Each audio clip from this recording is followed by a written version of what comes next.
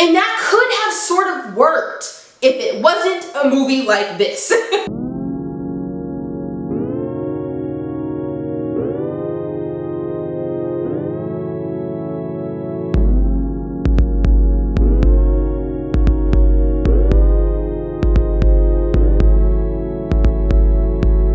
Hey nerds, welcome back to my channel. Today I'm going to be talking about Frankenstein and the many adaptations we've seen of it over these past few years. But before we get into that, I just want to thank you so much for being here. I really appreciate it.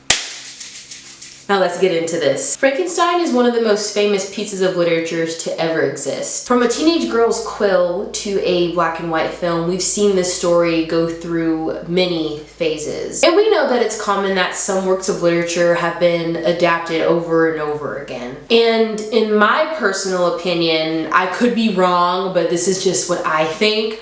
I think that Frankenstein has the most book-to-film adaptations ever. And in these past few years, the story of Frankenstein has become popular in the media again, and I want to talk about it. I'm going to be talking about just a few adaptations that came out in the last 5 years and, just tell you guys what I think about them. The films that I'm going to be talking about are The Angry Black Girl and Her Monster, Poor Things, Lisa Frankenstein, I can't say his name without saying it wrong. Jeez. Guillermo del Toro's, there we go. His version of Frankenstein that came out a month ago, and The Bride that'll be coming out next year. Let's start with The Angry Black Girl and Her Monster. This is the only other black adaptation of Frankenstein that I've seen other than Blackenstein. If you don't know what that is, do your research, go look it up. It is a blaxploitation film. Educate yourselves. Imagine my excitement when my dad sent the trailer to me 2 years ago for this movie. The Angry Black Girl and Her Monster follows our main character, Vicaria. She is a certified genius and she believes that death is a disease that can be cured. In this story, Vicaria is our Dr. Frankenstein successor. Oh my goodness, yes. Vicaria's brother is gunned down due to gang violence, and so she takes it upon herself to cure her brother of the disease that is death. She brings him back to life. The Angry Black Girl and Her Monster tells the story of Frankenstein through a lens we've seen before. The oppression of black people, racism, drugs, gang violence, gun violence, stuff like that. Vicaria resembles Dr. Frankenstein in the sense of the unhinged nature of her mind. This teenage girl, this child, has become so desensitized to death that she truly believes that it is a disease that can be cured. And I did see some Easter eggs or some similarities dealing with the OG work in this movie. We have the staple of bringing the dead body back to life with electricity. We have the element of this monster being very fond of a little girl. We still have the element of the misunderstood monster who kills his antagonizers. That's still there in the story. And I want to say this, I do appreciate the details towards the end of the movie, with Aisha. If you haven't seen the movie by now, please go watch it. It's on Hulu. Go watch it, please. But if you've seen it, you know what I'm talking about. I'm about to spoil it. If you haven't seen it, skip to the next movie. But when she was reanimated and she felt her baby kick, she said, "It's alive." Such a good callback. That was clever. I like that. And then of course her baby is named Victor, so that was not so subtle, but it was still a nice detail anyway. I do appreciate the movie's attempt at giving us some solid commentary too. I think the overarching message or theme of this movie of The Angry Black Girl and Her Monster is what is truly killing black people? Is it gang violence? Is it the drugs? Is it police brutality? Is it all of them? I feel that the monster, Chris, I feel like he was the physical manifestation of all of that. And not only was he the physical manifestation of that theme or that message, he represents what non-black people view us as sometimes. They look at us like we're monsters. That's how I read it, at least. Now, while the concept of the story was good, the storytelling, I'm gonna be honest, it was a little lackluster. This movie shouldn't be one where it slows down at any point, and the storytelling was a little bit surface level. Again, this is a very interesting premise, but the ball was dropped. Another thing that could have contributed to the movie falling flat, for me at least, was the marketing. Now, I remember when I first started seeing stuff about this movie, and I mainly saw it on TikTok. My dad sent me a trailer on YouTube, but that was it. I didn't see any other marketing. Like, it wasn't good enough. It was just kind of like, oh, there's a movie coming out about this. And that was it. I also would have enjoyed the movie more if it wasn't another Black oppression story. We are so much more than drugs and gang banging and all that stuff. We're so much more than that. I have said this. I have stood on this the entire time that I have been posting videos on this channel, and I will continue to say it. Black people deserve to not be portrayed under the harmful cultural biases of non-Black people. That's all I'm gonna say. I'll leave it at that. I talked about this a million other times on the channel before. I'm done. I also feel like the movie didn't spend enough time on the monster and exploring his side of things, because in the OG work, you know, we did get a little bit of what the monster was feeling, what he was going through. We really didn't get that. This was just like kind of he was a centerpiece, but we didn't know what was going on in his brain, his newly reanimated brain, that is. And we also didn't spend enough time on Vicaria's mental health and, you know, her disturbed thoughts about death. I will say this though, the actress for Vicaria, she did great. I cannot remember her name at this very moment, but she did great. I think she was good in this role. This movie was okay, but it could have been great. I just feel like it could have been more elevated in a sense. Yes, but those are my thoughts on the angry Black girl and her monster. I would rate this one like a 6 out of 10. 6 out of 10, yeah, I feel like that's fair. Moving on to the next adaptation in this list, we have Poor Things. I'm warning you now, this is about to be a long rant. So if you haven't already gotten comfy, grab your blanket, grab your snacks. I'm gonna talk about this one for a while. Now listen, when this movie first came out, I heard things. I heard things about Poor Things. I'm starting to think that title was for us, for the viewers who sat through this movie. They're talking about us. And I had just watched it for the first time, what, 2 weeks ago? And I was like, surely it can't be that bad, right? I was wrong. I was so wrong, so loud, so wrong. After the first 25 minutes of the movie, I was completely disgusted. It only took 25 minutes out of the 2 hour and 46 minutes of the runtime for me to realize what kind of movie this was gonna be. Now listen to me. I'm an advocate for sexual liberation. However, comma, it gets to a point. Every movie does not need to revolve around sex. And just on a little side tangent, just for a second, I'll get back on topic in a minute. I feel like the movies that we have gotten, like in the last decade, they have been overtly sexual for no reason. I'm not saying all of them have, but like the ones, certain ones, especially those indie films, why is there so much sex? Why is there so much sexual energy? Back on topic, back to talking about Poor Things. I'm sorry. Not every movie has to revolve around sex, especially a movie like this. If you don't know what it's about, let me break it down for you. Spoiler alert, if you haven't seen it. You had 2 years to watch it, but I'm gonna go ahead and spoil it. So this girl named Bella, well, she is named Bella later on. This girl named Bella, she commits slew of, finish the sentence, right? And then our Dr. Frankenstein successor finds her drowned body and pulls it from the sea. Dr. Frankenstein finds out that she is pregnant and the baby is still alive despite her being dead. So what does Dr. Frankenstein do?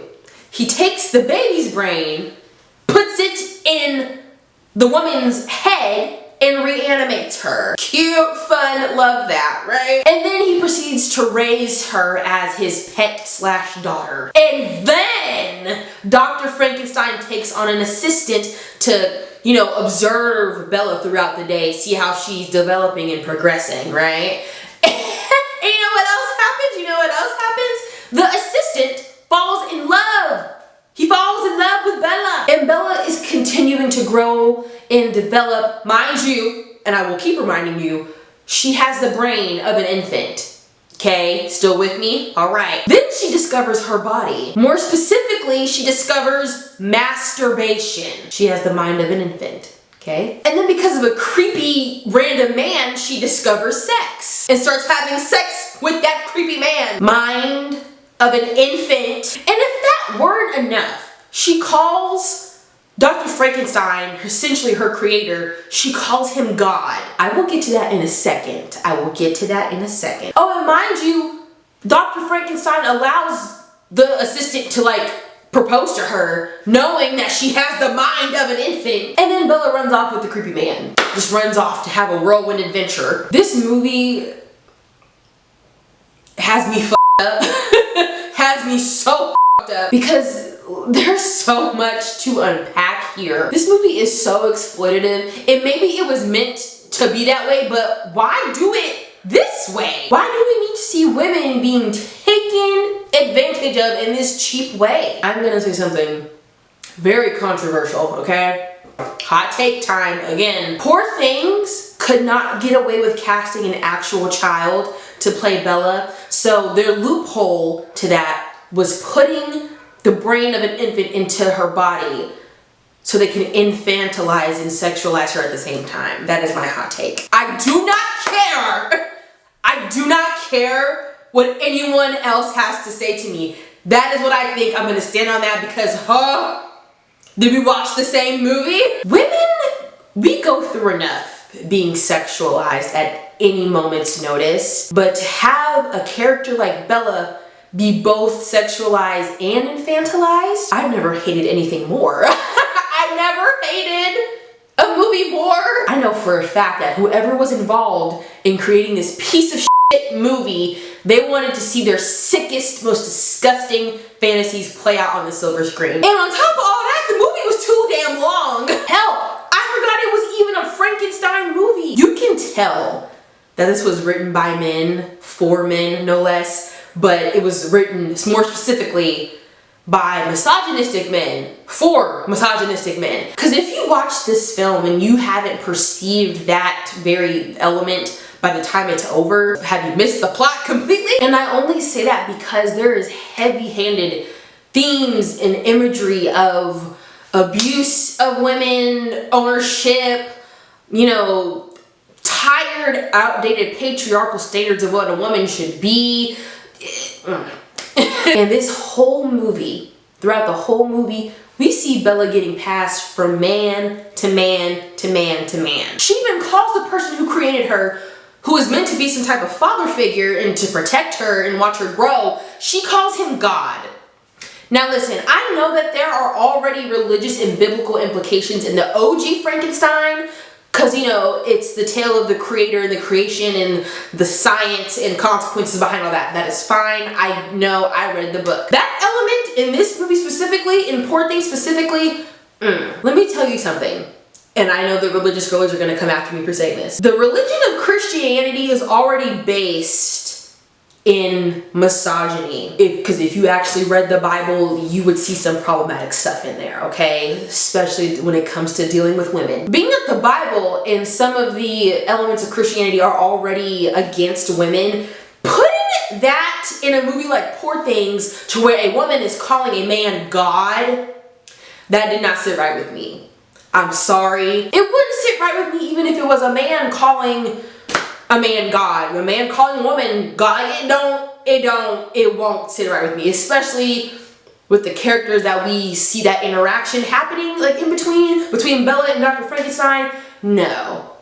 Hell no. Figgity f*** no. Like, no. And that could have sort of worked if it wasn't a movie like this. And I see what they were trying to do, you know, having Dr. Frankenstein try and play God, because that was literally from the OG work of Frankenstein. Like, he tried to be God and create life himself. I get that. They thought they could distract us with beautiful visuals and avant-garde settings and stuff, but no. This movie sucks f***ing eggs. I don't care. You know what it reminds me of? This is The Idol Frankenstein edition. Now listen, I know Mary Shelley published this back in 1818 and that is saying something. I don't think she would be down with this. I don't think she would be okay with this. And okay, did we see Bella come into her own eventually?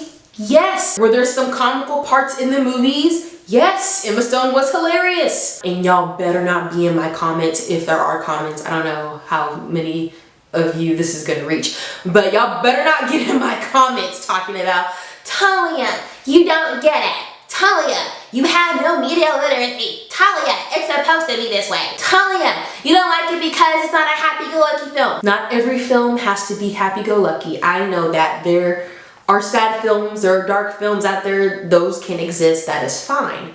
However, but there are good movies out there that do explore these dark topics like the ones we see in Poor Things. You're entitled to your opinion, that's okay. But this is mine. This movie was created by creeps for creeps. Simple as that. It's like Showgirls all over again. I know I sound like I'm all over the place, but that's what it reminded me of. It was like men trying to write feminist material. And what did I say back in that AHS video last year? I still stand on that. But like, come on. But Talia, we know that men sexualize everything. That was the point of the movie, to show the gross nature of men. Look, she had the brain of an infant. Like, how many times do I have to say that? She was essentially a child. Just because her body, she has an adult body, doesn't mean shit. This is like the Umbrella Academy situation all over again. There's so many examples coming to mind, and it's scaring me that I have examples to draw from, because why does this keep happening in media? But that's besides the point. Back on topic. I think people are purposely overlooking the fact that this movie is glorifying pedophilia and grooming. And if you see this movie as a work of art, someone needs to check your computer. Okay, I'm done ranting about Poor Things. God, it just gave me a headache all over again. Oh. Okay, next adaptation on the list is Lisa Frankenstein. Now, I've already made a video reviewing this entire movie. Here it is. Go watch it, please. Lisa Frankenstein is probably my favorite adaptation on this list. Not only is it a great story, but the storytelling is consistent. Each character feels real and lived in my opinion. So boom, there's this girl named Lisa, 80s goth chick. She's obsessed with death, you know. Then one day, she befriends this creature who is reanimated from his grave by a scary ball of green lightning, and they go on a spree to collect parts to make his body shiny and new, or as new as it can get, you know, dead people. This adaptation to me is very interesting. And the OG idea of electricity being the source of life for the creature is still there, but they do it in a different way. The fact that they are able to build this creature's body, advance him, you know, physically, growing his mental development via tanning bed, that is, first, how original. Second, that is just straight up,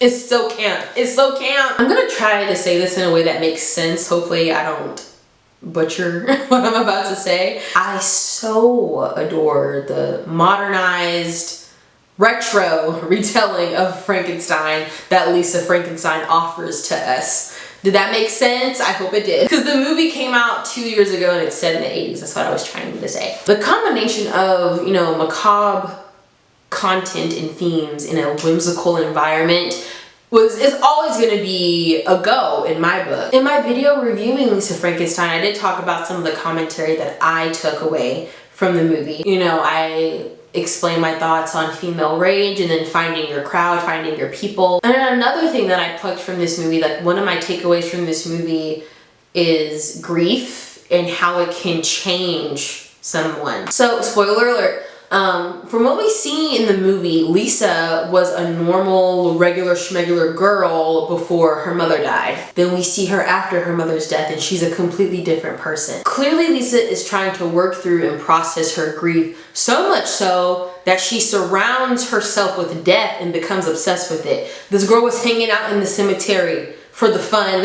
Here's what I think. The creature coming into Lisa's life not only helped her process her grief, but the creature helped her look at death through a different lens. She learned that death can be transactional, an eye for an eye, literally. And then she also found the beauty and the intimacy of death with all the time that she was spending with the creature. This movie is just so good and campy. Kudos to Catherine Newton and Cole Sprouse for delivering amazing performances. They carried this movie on their backs. Also, shout out to Diablo Cody for giving us another masterpiece. Thank you. It's a fresh take on the OG Frankenstein. I highly recommend. Alright, next on the list we have Guillermo del Toro's version of Frankenstein that came out this year. I want to say this. I did not know that Guillermo was so involved in so many screenplays and I didn't know that he wrote so many. I looked at this dude's resume and it's impressive. Now going back to Frankenstein, he ate that right on up. Now I want to say this, and I might get some flack for this, but it's okay. This version of Frankenstein is pretty sort of kind of accurate to the OG. Now I know it's not completely accurate because there are some details missing, there are some characters missing, and things are different, but I'm talking about visually, like looking at the movie. If you were to look at this movie on mute, yeah, it's kind of sort of pretty accurate to the OG. The main avenue of Mary Shelley's original story is this: who is truly the monster? The creator or the creation? Guillermo really brought it home with the back to basics formula for this movie, because you see how he paid his respect and homage to the OG work without being totally disrespectful to the source material. Yeah. Now, of course, this is Frankenstein, so there's going to be dark topics in it automatically. We know this, absolutely. But what I like the most about the way that Guillermo handled those dark topics is he didn't pervert them for a reaction, you know what I mean? Because he knows how to write and direct. Take notes, creators of poor things. Sorry, I'm still mad about that, but now I didn't want to jump the gun and I wanted to wait until I finished the movie to say this, and I did. I finished the whole thing. And man, I could not get over the creature's design in this movie. Look at this man. Look at Jacob. Look at this man. This is what I mean by the most accurate. Like, this looks more of what Mary Shelley had dreamt up in her nightmare, but if he was just like a little bit on the yellow side, which sometimes, because of lighting, he was. But if it was a little on the yellow side, then it would have been like hands down accurate, like straight out of the book, right? And there's something else I noticed. So the creature, right, him right here, he looks very similar to the engineer from Alien Prometheus. Look at them side by side. Do they not look alike in some fashion, or is that just me? The OG book is literally called Frankenstein, the Modern Prometheus. So I don't know if this was intentional. Either way, it's a very cool detail. Another detail that in this movie that really jumped out at me and fascinates me is the creature's immortality. I probably missed this when I was watching the movie, because I only watched it once. I was so in awe with the visuals, but in the storytelling. Why is he immortal? Why can't he die? Why does he regenerate like that? What type of lightning was that? I need to go back and watch it for sure and like see if they alluded to the reason why he is immortal. But I just find that so fascinating because I haven't seen a Frankenstein monster who was immortal. Like, yes, he could feel pain, he could hurt. For it to be impossible for him to die, that adds an entire new layer to the story and the monster. Oh, I want to bring this up. Can we talk about the Frankenstein brothers for a second? Can we talk about how they both were in love with the woman who looks exactly like their deceased mother? This is some Christian Grey shit. Granted, their mother died right after William was born, so he never met her. But I don't remember which side of the family he went to go live with. I don't know if it was her side of the family or the daddy's side of the family, but they didn't have paintings of this lady. I just feel like that was really the Oedipal complex. Why does it keep finding its way back into the media? They didn't have no paintings of her nowhere or nothing? Or did you just want to throw an Oedipal complex in there for the fun of it, Guillermo? That's something we could have went without, but all right. It's enough that Victor has daddy issues. You want to give him mommy issues too, all right. I think the movie does a great job of showcasing the statement of monsters aren't born, they're created. Like, come on, we saw the monster side of the story. We saw what he went through. He was compassionate and kind. He was good with animals. He made himself a friend. I was honestly in tears by the end of this movie because, oh my goodness. The creature went through so much pain and turmoil, most of which was Victor's fault. Yes. And he has to sit with that pain and grief and heartache for the rest of his life. And he cannot die. Speaking of Victor, he had me so messed up in this entire movie. How dare you treat your creation that way? How dare you? And at the end, oh no, get me started on the end. At at the end, he pissed me off so bad. Had the nerve to beg the creature to give his name meaning again. You know, I was over here talking about don't give him shit. After you belittled, abused, and attempted murder more than once, you want him to give your name meaning again. Victor, the creature is better than me. He gave him too much grace because, oh girl. And like I said before, this film was just so visually stunning. When Victor was getting ready to, you know, reanimate the body and they hung him like Jesus. Come on, symbolism. And then when the camera took us into the body through the heart and when it started up again, wow. Just wow. Oh my goodness. And then the vision or the nightmare, whatever it was, of the red angel. Guillermo del Toro's version is so beautiful and it had substance to it, which I appreciate. I do love that Guillermo's version focused on the breaking of generational curses rather than, you know, the tried and true creator versus creation storyline. I mean, it did focus on that just a little bit, but, you know, it was more so of seeing what Victor went through as a kid and then him trying to steer away from that, but he ended up being just like his father and hurting his own, you know, creation that was supposed to be some sort of family to him, and he ended up being worse than his daddy. So I like this adaptation. Guillermo did a very good job. Now, last adaptation on this list is The Bride. This movie is coming out next year, but I feel it needed to be in this video. So from watching the trailer, it looks like a 1930s Bonnie and Clyde version of The Bride of Frankenstein, is what I gathered. It looks very campy and romantic. And I want to say this, the main actress who plays the bride, look at her. There is something about her that reminds me of Lady Gaga during the Fame era. Am I the only one who sees it, or do y'all see it too? Look. I wonder if this is gonna be playing it as a straight crime action romance, or if it's gonna go the horror route with a touch of romance. I wonder what it's gonna do. Either way, I am excited to see what The Bride is going to bring to the table. I'm not gonna share my theories or my headcanons. Like, I don't do that. I'm not the one. That's not what I do. But yeah, those are all the movies that I wanted to talk about. All the adaptations of Frankenstein that I was gonna cover, you know? Yeah. And listen, I know that there are many more adaptations, you know, Ex Machina, Splice, freaking Frankenweenie. Yes, Frankenweenie counts.